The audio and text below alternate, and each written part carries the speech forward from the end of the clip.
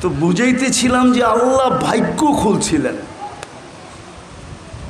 আমাদের ভাগ্য খুলছিলেন। কিন্তু ওই যে বললাম না প্রবাদ বাক্য, যে সবার কপালে সব কিছু শোভা পায় না, আমাদের কপালও মনে হয় শোভা পায় নাই। যদি পাইতো তাহলে সবচেয়ে বড় কপাল উম্মতে মুহাম্মদী হওয়া। যদি সবচেয়ে বড় কপাল হইতো ভাবতাম, তাহলে যুবকদেরকে দেখলে আমার কান্না আসতো না।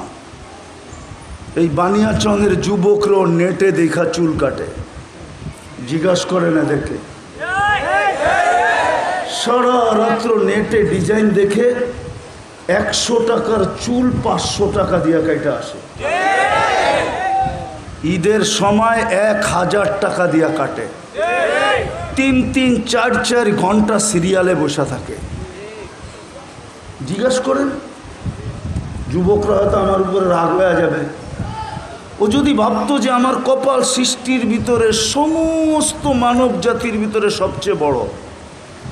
হায় দুনিয়া, তো বিজ্ঞান তো বলছিল যে আমরা যেই সৌরজগতের যেই গ্রামটায় আমাদের দুনিয়া, সবচেয়ে ছোট গ্রাম নাকি সৌরজগতের।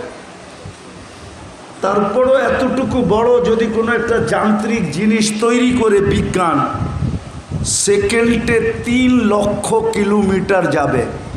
তারপরও আমাদের গ্রামের এই মাথা থেকে ওই মাথায় যাইতে 1 লক্ষ আলোক বৎসর লাগবে। কিন্তু আমাদের কপালটা এর চেয়েও বড়। এটারও তো সীমা আছে, কিন্তু আমাদের কপালের কোনো সীমা নাই। এই দিক দিয়া যে আমরা উম্মতে মুহাম্মদী হইতে পারছি। যদি বিশ্বাস না হয়, আমি কোরআনের একটা আয়াত দিতেছি। কোরআনে একটা আয়াত আছে, হুয়াজতাবাকুম ওয়ামা জাআলা আলাইকুম ফিদ-দীনি মিন হারাজ মিল্লাত আবিকুম ইব্রাহিম হুয়া সাম্মাকুমুল মুসলিমিন মিন ক্বাবলু ওয়া ফি হাদা লিয়াকুনার রাসূলু শাহীদান আলাইকুম ওয়া তাকুনু শুহাদা আলান নাস। সমগ্র উম্মতের উপরে কিয়ামতের দিন আল্লাহ আমাদেরকে সাক্ষী হিসাবে নির্বাচিত করছেন। আমরা কিয়ামতের দিন আল্লাহর পক্ষে সাক্ষী দিব। এই উম্মত দিবে, এই উম্মতের যুবক দিবে, এই উম্মতের নারী দিবে, এই উম্মতের পুরুষ দিবে, এই উম্মতের বাচ্চা বাচ্চা দিবে। কিয়ামতের দিন আমরা আল্লাহর পক্ষে সাক্ষী হিসাবে দাঁড়াবো। আল্লাহ আমাদেরকে সাক্ষী হিসাবে নির্বাচিত করছেন। কেননা হিসাব কিতাবের দিন হবে, কেস চালাবে তো চালাবে কি দিয়া, সাক্ষী কোথায় পাবে? তো আল্লাহ বলছে, উম্মতে মুহাম্মদী তোমরা আমার কিয়ামতের দিনের সাক্ষী। তোমাদেরকে সাক্ষী হিসাবে নির্বাচিত করলাম। এর চেয়ে বড় মর্যাদা কি? আমরা আল্লাহর পক্ষে কিয়ামতের দিন সাক্ষী। সমস্ত নবী রসুল উম্মতের উপরে আমরা সাক্ষী দিব। এই জন্যই তো জালালউদ্দিন সুয়ুতী রহমতুল্লাহ আলাইহি লেখার জন্য সুযোগ পাইছেন যে সাক্ষী আর আসামি এক জায়গায় দাঁড়ায় না, এটা কোনো বিধান না।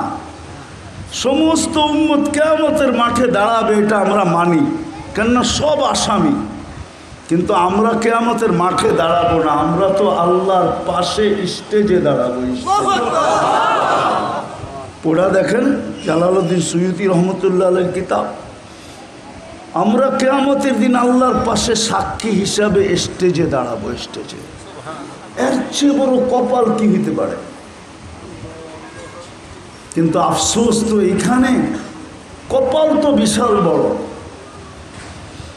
যদি বড় না হইতো তাহলে মুসা আলাইহিস সালাম কেন চোখের পানি জড়াইতেন?